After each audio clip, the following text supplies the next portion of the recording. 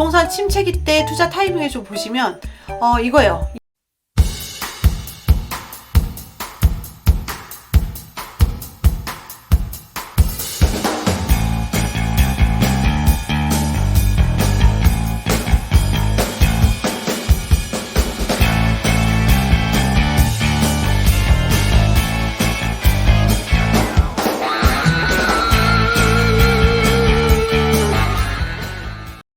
그러면 이제 부동산으로 부자 되는 방법에 대해서 좀 더 자세히 이제 핵심적인 방법이 나옵니다. 일단 이런 원리예요. 이런 원리조차도 잘 모르셔가지고 그냥 갭 투자하라니까 했어요. 뭐 돈이 없어서 그냥 갭 투자했는데요. 뭐 이런 거죠.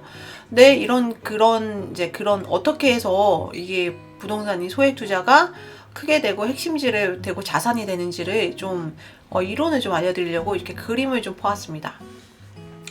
그래서 부동산이라는 건 시간을 투자하면 큰 성과로 돌아온다 라고 제가 말씀드렸죠. 그래서 이런 거예요.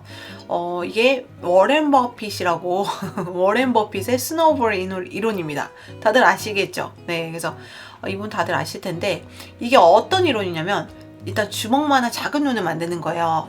작은 눈이 뭐예요? 시드머니죠. 처음 갖고 있었던 돈이에요. 네, 그게 소액이라도 꼭 필요해요. 네, 저희가 눈덩이 할 때 조그맣게라도 눈이 있어야 돼. 눈 없으면 눈덩이 못 만들죠. 네, 그래서 시드머니, 처음에 갖고 있는 소액이라도 그 돈이 필요합니다. 네, 근데 그 돈은 어떻게 구하냐 하면은 그거는 제가 뭐 드릴 수도 없고 그거는 열심히 돈을 모으시던가 아니면 뭐 대출이 있다면 능력이 되시는 분들은 대출 좀 일으켜서 그거 연끌하시면 안 되고 좀 남겨놓으시고 어느 정도 여유자금으로 좀 투자를 하시거나 뭐 이렇게 하시는 거죠. 네, 그래서 이따 소액으로 해서 눈이 많이 쌓여있는 곳 투자처죠. 투자처 찾아 넣어놓고 돈을 그런데 찾아서 넣어두고 굴리는 거예요. 굴리는 게 뭐예요? 그냥 가만히 냅두는 거죠. 뭐 우리가 가가지고 막 가서 막 눈덩이 굴리듯이 막 아파트를 막 어떻게 하는 게 아니에요. 그냥 넣어놔요. 넣어놓고 그냥 굴리시면 돼요. 굴리고 이제 장기 투자로 이제 수익이 가능한 종목, 여기 뭐죠? 이게 부동산이라고 말씀드렸죠. 그냥 놔놓고 있는 거예요. 놔놓고 시간이 지나가게 기다리고 있는 거예요. 네. 그래서 이게 왜 시간이 기다리냐면 이게 뭐 1년 안에 왜 파냐 10년을 기다려야 된다. 제가 왜 얘기를 하냐면 시간이 지날수록 여기 시간이 지날수록 눈을 더 많이 굴릴수록 이게 어떤 거냐면 사고팔고예요. 투자는 쉬는 거 없어요. 쉬면은 끝납니다. 네. 왜 눈덩이가 굴러가다 녹아버려요. 네, 굴러가다가 이제 좀 굴러서 커질 뻔 했는데 녹아버린 거죠. 다시 뒤로 오면서. 그러면 없는 이만 못한 그런 게 되는 거예요. 차라리 저금해 놨으면 0.1%, 1%라도 뭐 금리라도 붙었을 수도 있는데 아니면 뭐 다른 거 맛있는 거라도 사 먹을 수 있는데 그런 것도 아니죠. 네, 그래서 이왕 한번 했으면 눈이 굴러갈 수 있도록 시간에 둡니다. 네. 그리고 사고팔고 한 채가 아니라 집으로 말하면 한 채가 아닌 거죠.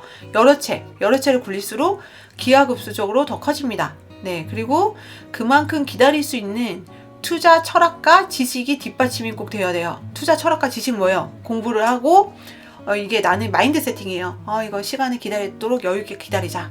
난 할 수 있어. 얘가 나에게 돈을 벌어다 줄 거야. 라는 믿음. 막 이런 거예요. 네, 그래서 그런 거 갖고 계시면 이제 전세가 올라가죠. 전세가 올라갈 거예요. 대부분. 저도 그렇게 똑같이 했거든요. 그리고 매도 차익이 생기면 그걸 재투자하는 거예요. 재투자. 그래서 눈 뭉치를 더 크게 만드는 거예요. 더 크게 만들면 더 커져서 돌아가겠죠. 그래서 그 돈이 다시 복리로 불어나서 이렇게 엄청 크게 기하급수적으로 증가합니다. 네, 이게 돈이라고 생각을 해봐요. 이게 작았던 돈이 이렇게 커서서 굴러 들어오는 거예요. 넝굴채. 네. 네, 그래서 그렇게 좀 하는 시간이 꼭 필요하고요. 쉽게 눈이 커지는 시간을 버텨낸다는 말이 정말 중요하죠. 버텨내서 내리막길을 만나면 눈이 더 빠르고 쉽게 커지죠. 이게 무슨 말이냐? 복리라는 거죠. 복리. 초기에는 힘들지만 이 수익률들이 쌓이면 폭발적으로 상승합니다. 제가 뒤에 숫자로 좀 보여드릴게요.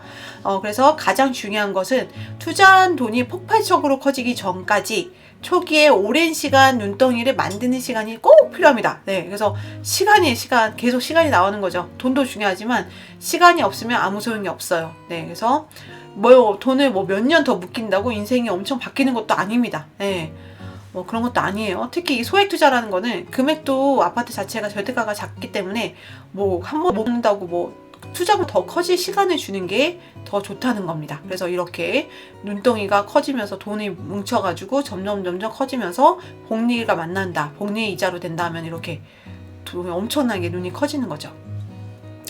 그래서 이거예요. 저희가 침체기 때 제가 지금 이런 느낌인데 침체기 때와 상승기 때 투자한 사람들이 좀 비교해 보면 이런 거예요. 저 같은 경우는 침체기 때 투자를 했어요. 침체기 이런 때, 딱 이럴 때. 저는 한 4년, 5년 이런 때 투자했었는데 그때는 너무 하락기였다 보니까 상승기를 만났어요. 상승기를 만났는데 지금 만났는데 조금은 그 하락이 왔어요. 좀 하락이 왔죠. 그러니까 어떤 느낌이냐면 제가 3억에 샀는데 6억이 온 거예요. 6억, 7억까지 올랐어요. 7억이 올랐는데 한 1, 2억 조정은 받았어요. 지금 상태로 막 엄청 떨어진 어쩌네 해도. 그러다 보니까 그래도 6억, 5억, 6억인 거예요. 그럼 아까 제가 3억에 샀으니까 5억, 6억이라도 2억 정도는 벌었다는 거예요. 그분들은 저희 같이 일찍 사신 분들이에요. 일찍 사셔서 1억, 2억이라도 남기고 파시는 분들이에요. 네. 그냥 걱정하실 분들은 이런 분들이죠. 상승기 때 급하게 사신 분들. 어떤 분들이냐. 3억에 분양받아서 10억 돼가지고 뭐 떨어져 봤자 이제 8억 된 건데 그래도 4억에 그 번 게 있죠. 근데 여기 상승기 때 9억에 사신 거예요. 9억에 사신 거예요. 작년에 사신 분들이 9억에 사셨더라고요. 그럼 9억에 상승기 때 잡은 거예요. 이때 9억에서 10억이 잡았는데 잡자마자 떨어지는 것밖에 없는 거예요. 그럼 어떻게 됐어요? 마이너스. 자기 산 가격에서 그것도 몇 년도 아니고 사자마자 한 몇 개월 지났는데 바로 막 1억씩 떨어지고 2억씩 떨어지니까 이제 멘탈이 나가시는 거죠. 그분들이 정말 힘든 거예요. 그래서 침체기 때 정말 밑바닥까지 와서 투자를 한다 하면은 올랐어도 다시 이제 조정이가 와도 뭐 크게 그렇게 걱정이 없는데 상승기 때 이미 많이 올랐을 때 투자를 하신 분들은 내려가고 있으니까 그것도 몇 억씩 내려가고 있으니까 이게 멘탈이 나가고 막 뉴스에 나오고 항상 침체기 이럴 때일수록 오히려 너무 비싼 것들은 부담이 되기 때문에 좀 이제 소액 투자로 묶어놔도 크게 인생에 삶에 지장이 없는 그런 아파트로 좀 괜찮은 아파트로 좀 소액으로 투자를 하시는 게 좋습니다. 그래야 이렇게 돼요. 떨어져도 이렇게고 올랐을 때 팔아도 좋고요.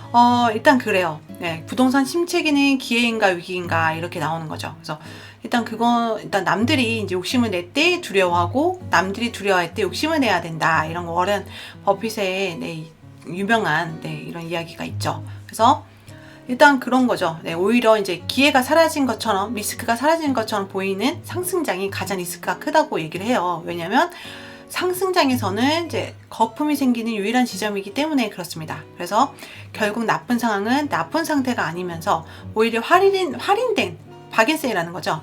할인된 가격에 자산을 구매할 수 있는 기회가 옵니다. 그래서 리스크가 무서워 아무도 매입하지 않는 순간이 리스크가 가장 적은 순간이다라는 거죠. 왜? 원래 그 아파트에 그런 거품이 싹 거치면서 그 아파트 그런 원래 가격이 딱 나오기 때문에 그래요. 그래서 빨리 부자가 되는 유일한 방법은 빨리 부자가 되지 않으려는 마음을 갖는 것입니다. 그래서 빨리 부자가 되려는 욕심이 생기면 올바른 판단을 할 수 없기 때문에 그렇고요. 이익이 많이 나오는 것에 쉽게 현혹되어 마음이 급해 리스크를 살피지 않고 감정에 따라서 막 투자를 하게 되고 하면 실패로 끝나는 경우가 많습니다. 그래서 부자가 가장 되기 좋은 나이는 50세 이후라고 해요. 왜냐면 50대 이후가 되면은 어느 정도 인생을 좀 겪고 여유도 좀 생기고 나름의 이제 노하우도 좀 많이 쌓여있을 때가 있기 때문에 좀 아무래도 막 우르르 가는 거에서도 신중히 좀 생각을 하게 되고요. 그래서 50대 이후가 가장 좋으니까 50대 이상인 분들이라고 해도 나는 이제 늦은 게 아닌가 막 이러신 분들도 계시는데 50대 이후가 정말 최적의 투자 타이밍이니까 포기하지 마시고 꾸준히 투자를 하시면 좋을 것 같습니다. 그래서 거품은 이제 폭락은 낮지만 이제 자포자기하고 두려움에 떠는 시기가 오면은 봄이 오고 해가 뜹니다. 그래서 부동산 침체기가 온 뒤로 최대로 미분양이 쌀 때 투자 타이밍이 오고 있죠, 지금. 그리고 분양 물량이 침체기가 오늘로 역대 최저로 떨어질 때. 이것도 지금 이제 얼마 안 남아서 다가오고 있어요. 그리고 경매 낙찰가율이 침체기 후 최저 수준이 된다라는 건데, 이게 어떤 거냐면 거의 전세가까지 근접해서 떨어지는 거예요, 금액이. 그러면 바로 그거를 전세가 수준에서 낙찰을 받은 다음에 등기를 치고 모피 세팅을 합니다. 근데 이게 등기 치려면 자기 돈이 있어야 돼요. 등기 치기 전에 전세를 못 마칩니다. 경매는. 그래서 일단 기본적인 자기 돈이 좀 있어야 됩니다. 그래서 그러면 이제 거의 무피, 풀피까지도 잘하면 가능하고요. 당연히 전세 가격 선을 해서 샀으니까 좀만 기다리면은 회복되면은 같이 아파트 가격도 회복이 될 거란 말이죠. 그러면 저도 이렇게 해가지고 산 아파트들이 정말 지금 효자 아파트가 됐어요. 팔지 않고 아직도 잘 갖고 가고 있습니다. 네, 그리고 임대사업자 등록을 해놓고 이래가지고 가지고 가고 있고요. 그리고 전세가율이 침체 기후 가장 많이 상승한다. 근데 아직 전세가가 아직 너무 공급이 좀 많았었다 보니까 같이 좀 떨어지고 있는 상황이 많아요. 네, 상승하는 지역은 거의 없는 것 같고 거의 조정이 왔거나 아니면 좀 하락하고 있는 경우가 많습니다. 그래서 제가 이건 아직은 상승하진 않고 있다. 좀 더 지켜보는 게 좋겠다라고 생각을 좀 하고 있고요. 정부의 부동산 활성화 대책들 줄줄이 나온다는 부동산 중개업소가 계속 폐업을 한다. 네, 그래서 이건 아직 계속 폐업할 정도는 아니고 부동산 분들도 버티시고 계시는 게 잘 계시고 계신 것 같아요. 좀 지켜보면서 투자 타이밍을 기다려 보셔도 좋겠다.